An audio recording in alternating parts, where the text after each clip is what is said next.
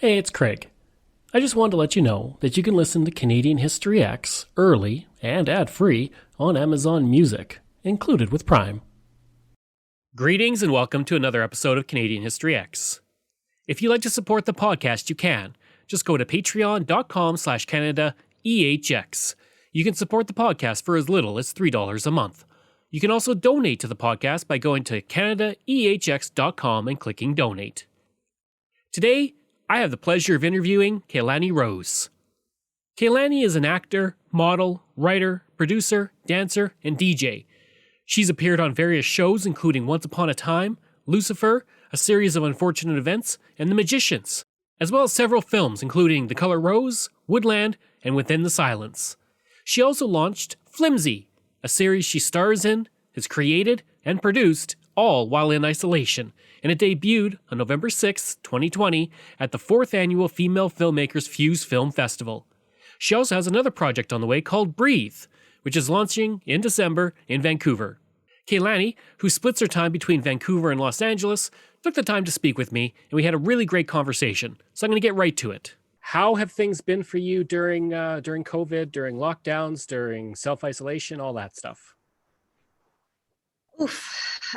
Challenging and a lot of growth.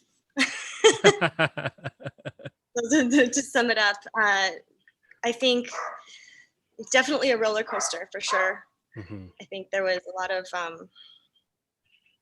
trauma throughout it. But also it was a really great opportunity to lean into certain things that opened up new channels of creativity and of self-awareness that I didn't know I could access. And so for that, it was definitely a gift in a lot of ways too. Mm-hmm. I think it forced me to think outside the box, and a lot of really cool things were born from that. So yeah, challenging, but gifted. Next question. What kind of inspires you to get involved in acting? You've acted in quite a few things for the past few years.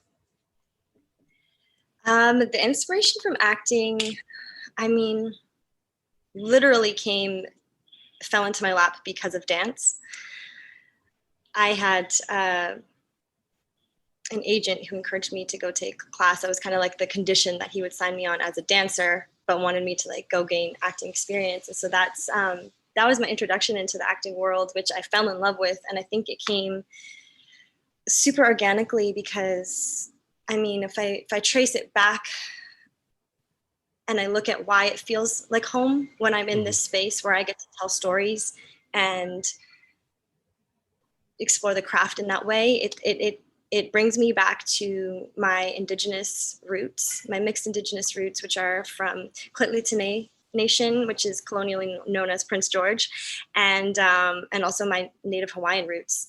And there's a really beautiful parallel between these two cultures in the sense that neither of them ever had a written language originally. It was all passed on through dance, through chant, through storytelling.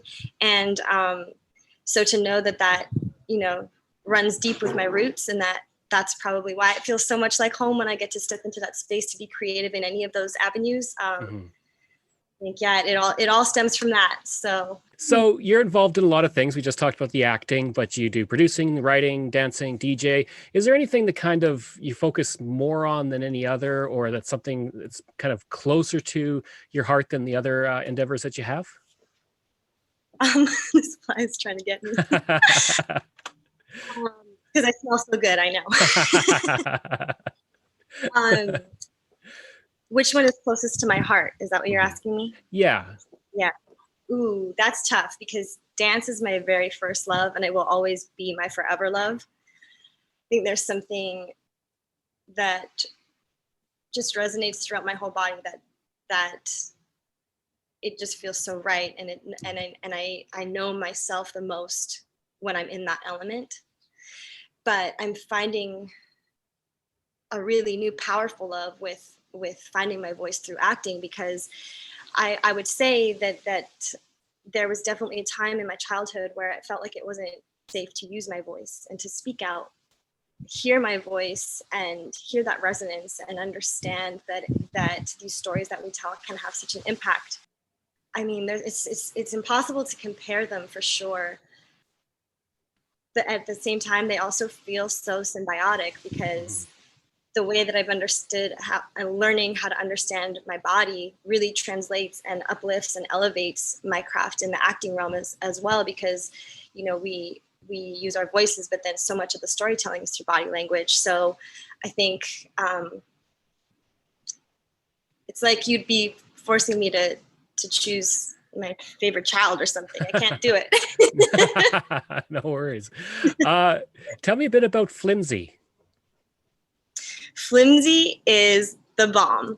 Okay, Flimsy is a baby of mine and Prince Board, who's my co-producer from LA. He's originally a king of the music world, a Grammy Award-winning artist, and we crossed paths. We kicked it off. This was all before quarantine, and then during quarantine, we were sitting on the couch sharing silly memes, albeit 2 separate couches in 2 different countries.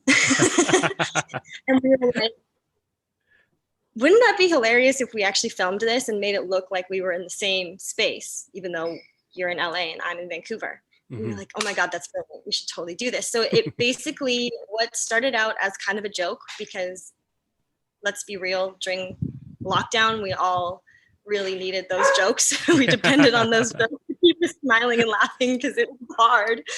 But what started out as a joke quickly went from 0 to 100. We ended up having an award-winning writer come on board, a dear friend of mine, Erin Hazelhurst, who scripted out 13 episodes for us. We put together a rock star cast. We have Chelsea Reese, who co-stars with me. She came from the 100. Grace Dove, who's also a local hometown girl with me, and she came on board. She did this really eccentric character, and she killed it. And you know, her past, recent past, which I'm sure you're familiar with, or a lot of, I think it's exploding in Canada right now, which makes me so excited, is Monkey Beach, her first lead in her first feature film, and Coming from the Revenant. So like all of these like powerhouse females, our director Vivian Full, who just got back from the UK, and then we had our cinematographer Tracy Coney, who comes from The Magicians on Sci-Fi. And it was just this wonderful brain power of creativity that birthed this web series. That the whole magic of it is that we filmed it all separately. So there was 13 different actors in 5 different countries, and we somehow pulled off a pretty good illusion that we were all together. And it just tells the story of 2 struggling artists who are best friends, and they're just trying to make their way, follow their dreams, and then all the things that could possibly go wrong, of course, go wrong. And yeah, so that's what Flimsy is about. We have a killer soundtrack that goes with it, because Prince Board not only produced and co-wrote with Aaron, but he also brought his musical talents to the project and gifted us with an amazing soundtrack. And I'm so excited for the full album to come out, because it's going to be released soon after Flimsy is released. It's currently on its worldwide festival tour. So we premiered in France and won our first award during that premiere for an outstanding pilot. And since then have done a bunch of little festivals, not little, I shouldn't say that, but a bunch of beautiful festivals in the States. And, you know, it's been great to see the recognition it's been receiving in terms of a handful of other awards, and just to know that, you know, we really do have that power, no matter what the situations or the circumstances are in the world or outside of us, that we can bring it in and make something beautiful with it. So that's what we tried to do with Flimsy, and yeah, it's something that I'm really proud of, and I'm really grateful to have had such an amazing team to work with on it, that we were able to create something that's hopefully going to bring a little bit of light and laughter to the world during some heavy times. Absolutely. Now you said you made Flimsy in isolation. So was it kind of easier to focus on putting it together and making it, because there were so few other distractions in terms of, you know, you're home anyways, you're in isolation. So was it kind of easier in that way to kind of like focus on it, get it done, and put it together? It wasn't. It wasn't. I will say that in some ways, eliminating a lot of outside factors definitely made it feel like it could zoom in.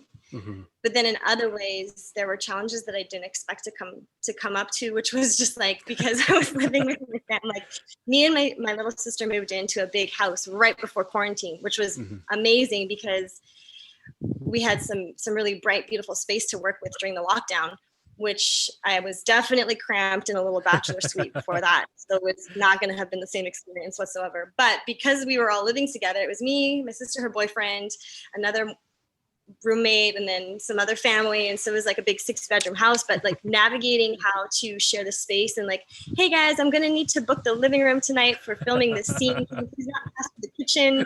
Or like, you're going to be allowed 30 minutes to come in and make your smoothies and don't run the blender. And it was just like this, they put up with a lot when I was doing that project. So I owe them massages and whatnot, because it was just like, okay, guys, please, quiet on set, rolling. Hold the blender, please. But it was good, and it really taught all of us actors that were part of the piece a lot about self-sufficiency, because we were in charge of our own lighting setups, our own camera setups, and we had every session. The director and the DP were on Zoom with us, so they were guiding us, but we really were hands-on a lot with different elements that we normally wouldn't experience when we have that support of the whole rest of the crew on set. Mm-hmm. So, it was a really good learning experience. And then you're putting together Breathe, and so you're producing that. And can you tell me a bit about that, and also the Indigenous Youth Mentorship Program? Absolutely. This is a project that really speaks close to my heart because, one, a dear friend of mine, Cody Kearsley, is the one who has written it and will be doing his directorial debut with it. He comes off of the CW Riverdale and just had a movie come out with Bruce Willis. And I really admire his talent and his artistry and his message. And with Breathe, he wants to explore and share a story about addiction and battling addiction. And when he came to me and asked me to play the lead for this, I immediately had all these ideas that came with it after I read the script, because the first draft of it was very open. It could have been anyone in the lead role of Grace. And for me, when I come to a project, I like to think about, what can I bring to the table that's special, that would be something different than someone else might be able to bring to the table. And in this specific instance, for me, what sparked that was, looking at this story about facing and battling addiction, and knowing that the statistics within the Indigenous community for that are outrageously overrepresented because of the generational effects of colonization. And so to be able to shine some light on that is going to be really important to me. And not only that, but to be able to shine some light on it in a way that we can still carry through a tone of resilience. And so with that being said, I came up with this idea and I brought it to Cody, and I was like, please, please, please, are you down? Can we bring some youth onto this project, some Indigenous youth that maybe wouldn't otherwise know this world or be exposed to this world or feel invited into this world, and have them come shadow some of our crew members. And I definitely want to pay them as well, so that they can feel like their time is valued. I guess the next question, your bio mentions that you're an advocate for Mother Nature. So what aspects of your work do you try to put some focus on the environment? Well, first and foremost, I feel like it's going to be huge for me in all of the productions that I get to produce in, to make sure that we're a green production. And the first time I got to experience that was when I was on the set of Magicians, and they were so entirely green. It was amazing. From top to bottom, they weren't even printing out scripts like the dailies anymore for their leads, because they had it on iPads, and you have this app that you can like highlight and make notes on and stuff. So like that's the base, and that's only the base, but I feel like that's the happy place for starters. It's also going to shine through in the stories that I tell, because the new script that I'm writing for my first feature film is called Sunflower, working title Sunflower, and it is a story about indigeneity and finding your way back to your roots and all the power and the strength that is within that. And when you look at that in our culture, there is such reverence for Mother Nature. It's embedded in every single layer of this culture. So the stories themselves will speak to just more awareness and like resonance with these issues, and hopefully inspire, as I think it seems like the trajectory is on for a lot of people, at least in my circles right now, of greater action and participation in preserving what we have, and then trying to get back on track with everything that we've messed up. Mm-hmm. And then one thing I like to ask every artist that I talk to over the past few months is, do you feel like COVID is showing people the importance of arts in our lives, whether, say, it's dancing or it's music or it's books or movies? Are we seeing like how important is for us to have culture of some sort, especially when we're often locked away and we can't go out, and we're trying to figure out what to do? 100%. 100%. I think the arts and culture community is doing an amazing job of continuing to maintain a certain level of hope and like health as we move through this crazy year. Mm-hmm. It makes me think of another interview that I did where they asked me what it's been like to travel during the pandemic, because I was primarily in Vancouver for the whole beginning of it, that first wave. Then just in September, I got on my first plane to go to LA for production meetings. And there was definitely some fear when I made that decision and took that risk. And I feel like, looking at the respect and the gratitude that we have for our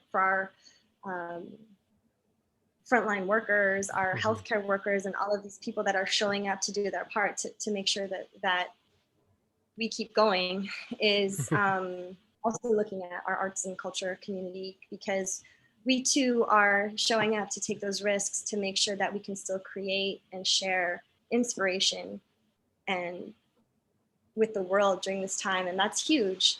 Mm-hmm. The amount of times that I've been watching a show at home or Netflix or something because you can't leave your house. And exactly. Lean into that and like keep going. So mm-hmm. yeah, it's huge, and I cannot say enough, like when I look at how affected all of my communities have been because of this, like especially mm-hmm. the live shows, live theater, Broadway.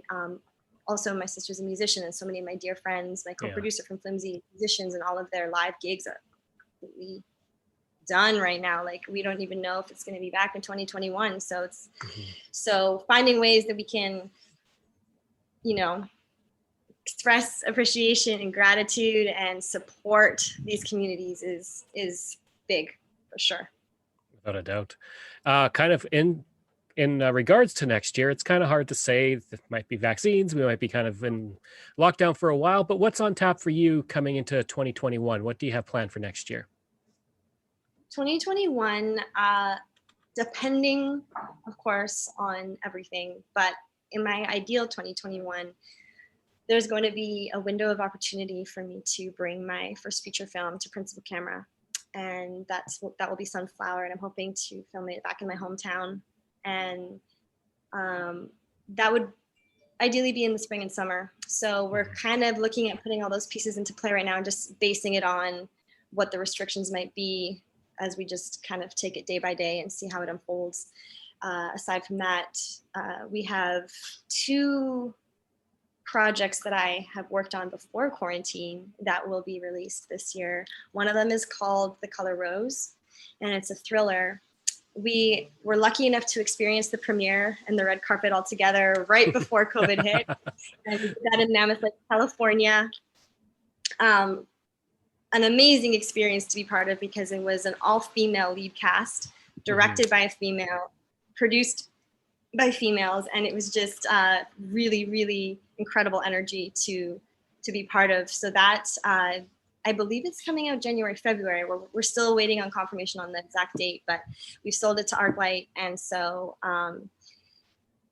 that's super exciting. And the second one is called Within the Silence, and that one is a short film that I worked on. I got to wear a couple different hats with that project as well because I was the lead pixie, and I was also the choreographer for the rest of the fairies. And it's a piece about surviving domestic abuse, and we experience the story through a young 7-year-old who's deaf, but you don't really realize that till the end, through her imagination and how she, has this special book that she opens, and she kind of escapes what's going on between her mom and her dad, and ends up in this fairy tale world. And I kind of get to play like the fairy godmother who guides her through this realm of safety. And then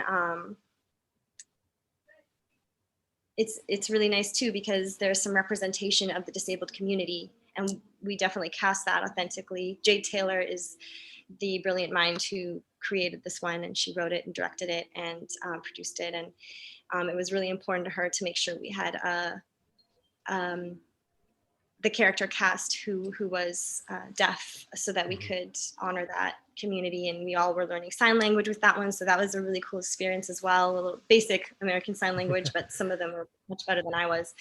And so that one it's in post-production right now. They're putting final touches on all the editing, and so I'm excited for that release because I think it's huge to understand how much work we still have to do in the film and television industry in terms of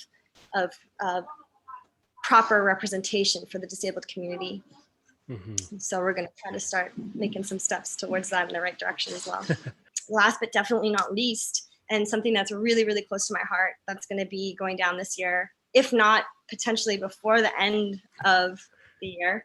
My younger sister, Kealoha, it's funny. Our family is like triple threat through and through. She's a musician and a dancer. And my middle sibling, Tiare, is also kind of does all of them, plays ukulele. She's a groovy kid. And she also is a really, really talented graphic illustrator and designer, visual artist.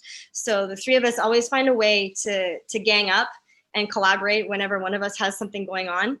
And so when I talk about Sunflower, my sister will definitely be coming on board to work on the soundtrack with me on that. But her first EP is coming out. She's just recording it now, and I'm going to be able to direct her music videos for her. So it'll be my first time putting on the director hat, and it will be for that I'm really excited for as well. Her EP is called Mama's Hands, and so nice. We'll have some videos to send out soon. That's great. It seems like you guys are involved in a lot of things. It's the entire family kind of, like you said, a triple threat across the board. Some really beautiful sections nurtured by Mama.